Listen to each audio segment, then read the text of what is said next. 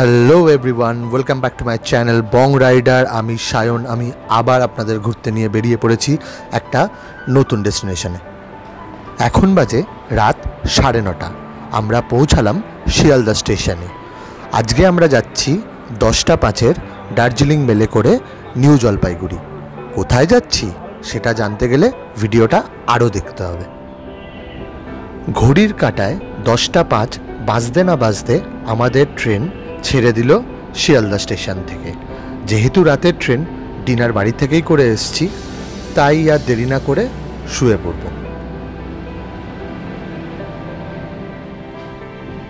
ভোরবেলা ঘুম থেকে উঠে দরজার ধারে আসতেই দেখি চারিদিকে মেঘ করে আছে। একটু চিন্তাতেই পড়ে গেলাম, পাছে মুষলধারে বৃষ্টি এসে ঘোরার মজাটাই না নষ্ট হয়ে যায়। আর গুগল বাবাজিও ইন্টারনেটে দেখাতে লাগলো যে বৃষ্টির চান্স 90%। ক্যামেরাতে বোঝা না গেলেও খালি চোখে এই বর্ষাকালেও শিলিগুড়ি ঢোকার আগেই পাহাড় আমাদের চোখে পড়তে শুরু করলো ট্রেন থেকেই।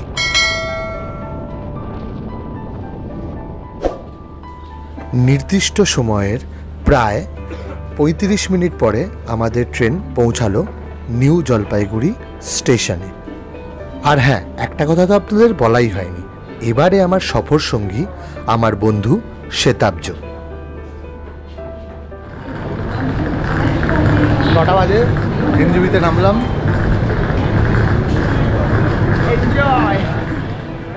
বেশিরভাগ সময় এনজিবি স্টেশনের বাইরে বেরিয়ে আমরা গাড়ি নিয়ে চলে যাই ডেস্টিনেশনে, কিন্তু এবার অন্য কিছু করব। এনজিবি স্টেশনের বাইরে থেকে এই টোটোর জামানায় আমরা পায়ে টানা রিক্সা করে এগোতে থাকলাম। গন্তব্য এনটিএস মোড়। এনজিপি স্টেশন থেকে ডিস্টেন্স 2.5 কিলোমিটার। দেখতে দেখতে 10 মিনিটে পৌঁছেও গেলাম। আমরা পৌঁছালাম রয়্যাল রাইডার্স শিলিগুড়ি। আমরা এখান থেকে একটা এনটর্ক স্কুটার ভাড়া করলাম। পার ডে 800 টাকা পড়ল এনটর্কের জন্য। প্রচুর গাড়ি এনাদের কাছে আর দারুণ সার্ভিস। রয়্যাল রাইডার থেকে স্কুটার নিয়ে আমরা বেরিয়ে পড়লাম লাটাগুড়ির পথে। গজলডোবা হয়ে পৌঁছাবো লাটাগুড়ি। এবারে আমাদের প্ল্যানটাই এরম ছিল যে বর্ষাকালের ডুয়ার্সের সৌন্দর্য দেখতে যাব, আর যেরাম ভাবা সেরকমই কাজ। তিস্তা নদীর পাড় দিয়ে লাটাগুড়ি যাওয়ার পথ খুবই সুন্দর। ওপরে মেঘাচ্ছন্ন আকাশ, মসৃণ রাস্তা, পাশে তিস্তা নদী। আর কি চাই, এই দেখতেই তো বারবার ফিরে আসি নর্থ বেঙ্গল। পৌঁছালাম গজলডোবা তিস্তা ব্যারেজ। এইখানে প্রচুর দোকানপাট আগে থাকতো, রাস্তায় কাজ চলার জন্য সেগুলোকে অন্য জায়গায় শিফট করা হয়েছে। এর আগে যতবারই এসেছি এখানে প্রচুর ভিড় পেয়েছি, কিন্তু এবার ফাঁকা। আর যেহেতু বর্ষাকাল, তিস্তার জল এরকম ঘোলাটে, দূরে পাহাড় দেখা যাচ্ছে, ওপরে মেঘ, দারুণ লাগছে, জাস্ট দারুণ।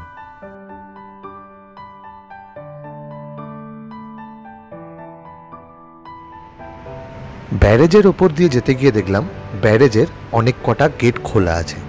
দেখুন কি সুন্দর দৃশ্য।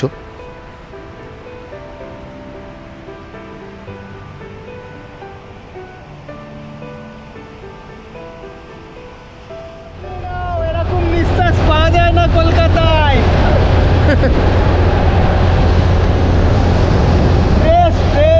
গজলডোবা ক্রস করতে জঙ্গল শুরু হতেই শ্বেতাব্জ বাচ্চাদের মতো চিৎকার করতে শুরু করলো।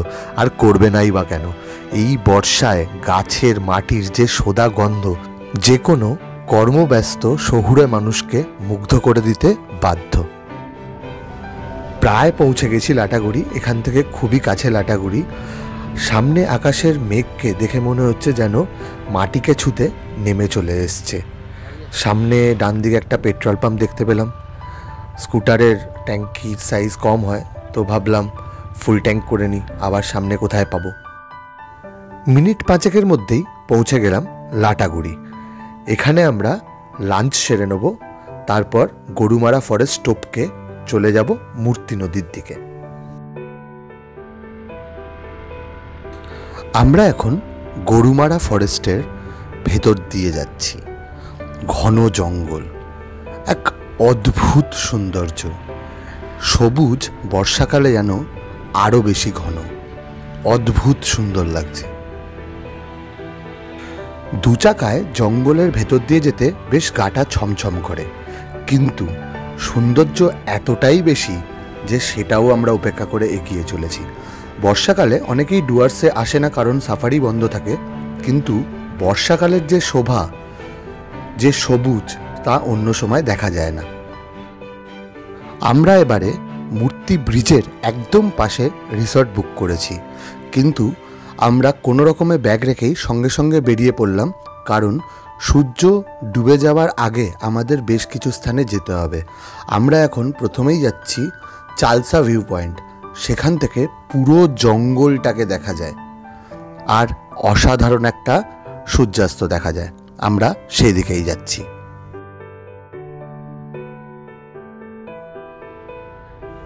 পৌঁছালাম চালসা মোড়। এখান থেকে সোজা রাস্তা চলে যাচ্ছে চালসা ভিউ পয়েন্টে। ওই দিক দিয়েই আবার রকি আইল্যান্ড, সামসিং এই দিকে যাওয়া যায়। যদিও আজকে আমরা শুধু চালসা ভিউ পয়েন্ট পর্যন্তই যাব। মিনিট 5 মধ্যেই আমরা পৌঁছে গেলাম চালসা ভিউ পয়েন্ট। এখান থেকে এক স্মরণীয় সূর্যাস্তের সাক্ষী আপনি হতে পারেন, আর এখান থেকে দুর্দান্ত জঙ্গলের ভিউ পাওয়া যায়। ক্যামেরায় হয়তো খুব ভালো বোঝা যাচ্ছে না, কিন্তু খালি চোখে এখান থেকে সামনে বিস্তীর্ণ যে অরণ্য তা দেখা যায়। অদ্ভুত সুন্দর লাগে এখান থেকে। এখানে অনেকে স্থানীয় লোকেরাও ইভিনিংয়ে বেড়াতে আসে, পার্কের মতো সাজানোও আছে। সুন্দর জায়গা। যদি গরুমারাতে আসেন, এই জায়গাটা অবশ্যই 10-15 মিনিটের জন্য হলেও আসবেন, ভালো টাইম কাটবে। চালসা সানসেট পয়েন্ট থেকে সূর্যাস্ত আমাদের দেখা হলো না, কারণ যেহেতু হাতে একটু সময় ছিল, আমরা ভাবলাম চাপড়ামারি ফরেস্টের দিকে একটু দুজন মিলে ঘুরে আসি। তো আমরা সূর্যাস্তের আগেই নেমে এলাম আর চাপড়ামারি ফরেস্টের দিকে এগোতে থাকলাম। চালসা থেকে চাপড়ামারি ফরেস্টে যাওয়ার রাস্তাটাও কিন্তু পুরো জঙ্গলের ভেতর দিয়ে। এই রাস্তায় সন্ধেবেলায় বাইক নিয়ে যাওয়া খুবই রিস্কি, তাই আমরা চেষ্টা করব ঘুরে আলো থাকতে থাকতেই ব্যাক করার, কারণ বন্যপ্রাণ মাঝে মধ্যেই এই রাস্তায় বেরিয়ে পড়ে। স্পেশালি হাতি আর বাইসন চাপড়ামারি ফরেস্টে প্রচুর আছে। এই মোড় থেকে বাঁ দিকে চাপড়ামারি ফরেস্ট 3 কিলোমিটার, আর সোজা গেলে ঝালংবিন্দু এই রাস্তা দিয়ে যাওয়া যায়। আর ডান দিক দিয়ে আপনারা মূর্তি ব্রিজের দিকে যেতে পারবেন, যদিও মূর্তি ব্রিজ এই মুহূর্তে ভাঙা, কাজ চলছে। এই যে সামনে লেখা আছে চাপড়ামারি 3 কিলোমিটার, ঝালং 24 কিলোমিটার, বিন্দু 32 কিলোমিটার। বিন্দু হচ্ছে ভারত আর ভুটানের বর্ডার। শেষ গ্রামের নাম হচ্ছে বিন্দু। ওখানে লেখাও আছে the last village of India. কিন্তু এই রাস্তার কন্ডিশন খুব খারাপ, রাস্তায় কাজ চলছে। এই রাস্তা দিয়ে জঙ্গলের ভেতর দিয়ে যাওয়া একটুও সেফ না। তার কারণ হচ্ছে যে যদি কোনো বন্যজন্তু বেরিয়ে আসে, আমরা যেতে পারবো না, ব্যাক করে আসতে পারবো না। রাস্তা পুরো ভাঙা। তাও একটু এগিয়ে দেখার জন্য আমরা এগোচ্ছি, কিন্তু বেশি দূর যাব না ডিসাইড করেই এগোচ্ছি। সত্যি কথা বলতে এই ঘন জঙ্গলের ভেতরে ভাঙা রাস্তা দিয়ে এগোতে আমাদের বেশ ভয়ই লাগছে, কিন্তু অ্যাডভেঞ্চারের নেশায় আমরা এগোচ্ছি। রাস্তাতে কোনো লোকও নেই, দুদিকে ঘন জঙ্গল। অদ্ভুত একটা ফিলিং হচ্ছে মনের ভেতরে, যেটা বোঝানো সম্ভব না। এই সেই বিখ্যাত রেলগেট সামনে, যেখানে ইউটিউবে প্রচুর ভিডিও আপনারা দেখতে পারবেন। হাতি ক্রস করছে, বাইসন ক্রস করছে, আর কাঞ্চনকন্যা এক্সপ্রেস এই রাস্তাটা দিয়েই যায়। প্রচুর রেল লাইন থেকেই প্রচুর বন্যজন্তু স্পট করা যায় এই রাস্তায়। এই রেলগেটটা আর একটা বিশেষ কারণে বিখ্যাত। লোকাল কিছু স্কুল পড়ুয়ার বুদ্ধিতে এই রেলগেটে লাগানো আছে বক্স, আর তাতে চালানো হয় মৌমাছির আওয়াজ।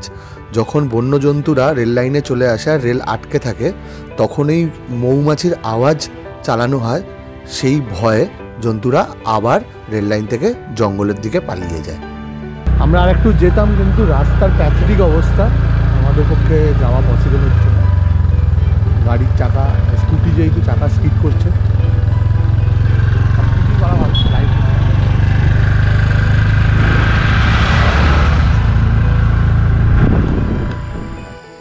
ফেরার পথে একটু দাঁড়িয়ে গেলাম জঙ্গলের আওয়াজ শুনবো বলে।